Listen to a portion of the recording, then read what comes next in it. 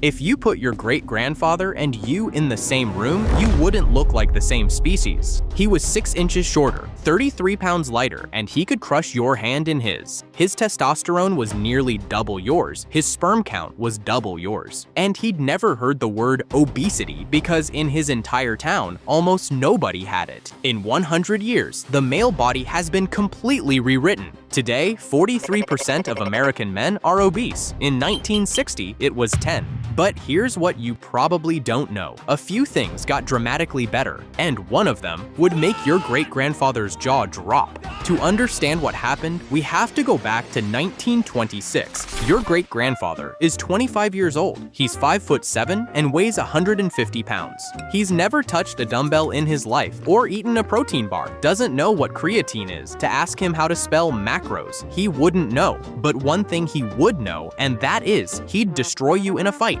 And here's the part that should make you angry. He didn't do anything to earn that body. This was a body built by waking up and living, walking everywhere because cars were still a luxury, earning a living through muscle, not a keyboard, eating food that came out of the ground that week, sleeping when the sun went down because electricity wasn't yet a default, no screens or seed oils. The environment built him, not the discipline. Meanwhile, you're doing everything right, lifting 4 times a week, hitting your protein, taking your vitamin D, cold plunging, and listening to Huberman. And you're still weaker, fatter, and have lower testosterone than a random factory worker from 1926 who smoked 2 packs a day. Something happened between him and you that erased 100 years of male biology in just 3 generations. In 1926, the average American man spent most of his day on his feet. By 2026, you spend over 12 hours a day sitting down. You spend half your waking life in a position your body was never designed to hold. A Mayo Clinic study tracking over 220,000 men found that sitting more than 8 hours a day raises your risk of dying from any cause by 40% even if you exercise. Read that again,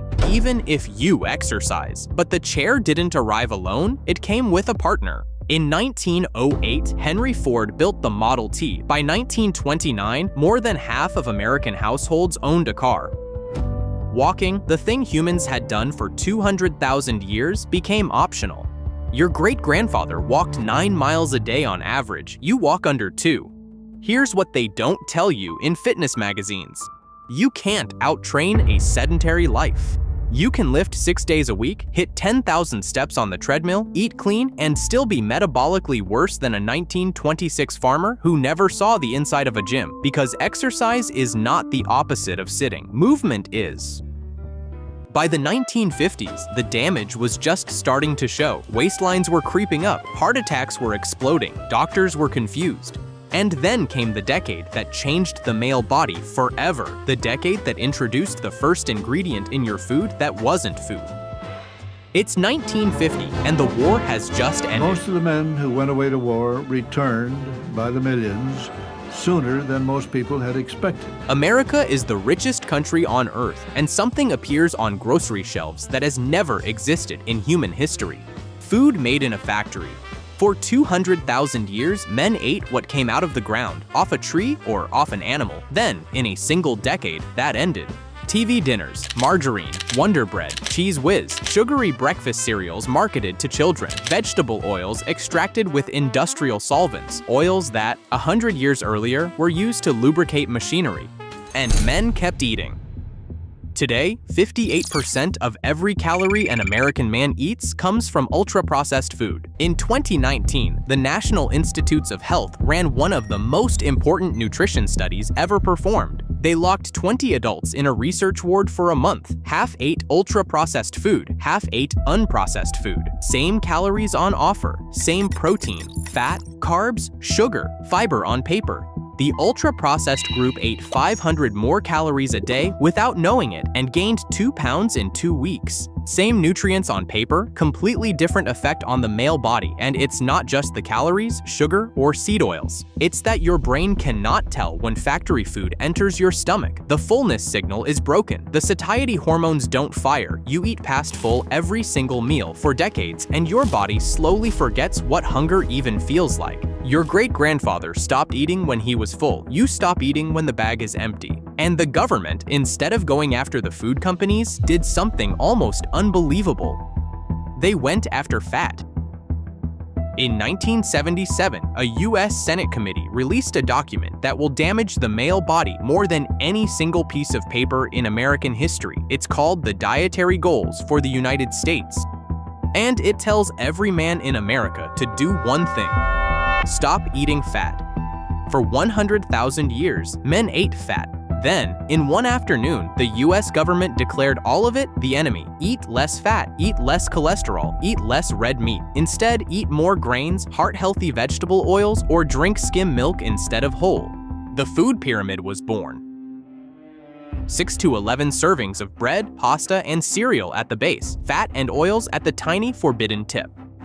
In 2016, researchers at the University of California uncovered internal documents from the 1960s sugar industry. The Sugar Research Foundation had secretly paid Harvard scientists the equivalent of $50,000 in today's money to publish a review in the New England Journal of Medicine blaming heart disease on fat and cholesterol while burying the evidence pointing at sugar. That paper shaped American nutrition policy for the next 40 years. Now, here's what your endocrinologist knows that your dietitian doesn't. Testosterone is made from cholesterol. Literally, the molecule of male hormones is synthesized from the molecule the government told you to avoid. Cut the fat, especially saturated fat, and your testosterone production slows down. A 2021 meta-analysis confirmed it. Men who reduced fat intake saw their total testosterone drop by 10 to 15% within weeks. Now multiply that effect across an entire generation of men who were told for 40 years that bacon and eggs would kill them. Your great-grandfather ate eggs every morning, bacon, whole milk, butter on everything. He'd never heard the word cholesterol. His testosterone was higher than yours, his heart disease rate was lower than yours, and he lived through 2 world wars. You ate Special K with skim milk and a banana for breakfast for 20 years because a man in a lab coat told you to, and your hormones paid the price. But the low-fat lie wasn't the only thing destroying men in the 1970s. Chemicals were leaking into the male bloodstream that had never existed before in human history, and one of them was about to wage war on the testicle itself. In 1973, a Danish scientist named Niels Skakebike noticed something strange in his clinic. Young men, healthy on paper, couldn't have children. It wasn't 1 or 2, it was hundreds, then thousands, then a pattern that would eventually be confirmed across every developed country on Earth. The male reproductive system was failing. Skakebike and his team did what no one had ever done. They pulled every study on male sperm count from 1973 forward and put them in one place. What they found should have been front-page news in every country in the world. Sperm concentration in Western men had dropped from 101 million per milliliter in 1973 to 49 million per milliliter by 2018. That's a 52% collapse in one human lifetime. And the decline is accelerating. Before the year 2000, sperm count was falling about 1% per year. After 2000, it has fallen more than 2.5% per year. So what's killing the male reproductive system? Plastics, pesticides, non-stick coatings, receipt paper, fragrance, shampoo, food packaging, cosmetics, tap water. They have a name, endocrine disrupting chemicals, or EDCs, and they do exactly what they sound like. They hijack the male hormonal system. BPA, found in plastic bottles and food cans, mimics estrogen inside your body. Phthalates, used in shampoo and food packaging, crash testosterone. PFAS, the so-called forever chemicals, soak into the testicle and never leave. In 2008, the CDC tested thousands of Americans for BPA.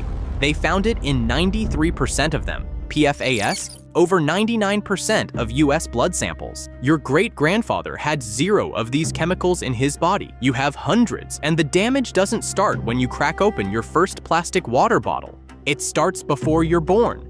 When your mother was pregnant with you, every chemical in her bloodstream crossed into yours during the 8-week window when your testicles were forming. Just take, for example, her shampoo or perfume. That dose programmed your hormones for life. You didn't fail your testosterone test at 25. It was rigged before you were born. Now, here's where the story gets strange. Because for the last 10 minutes, everything has gotten worse, but there's one part of the male body that went the opposite direction. It got bigger. In 2023, researchers at Stanford published a study in the World Journal of Men's Health. They looked at 75 different studies on penis size, going back to 1942. Over 55,000 men measured. What they found stunned them.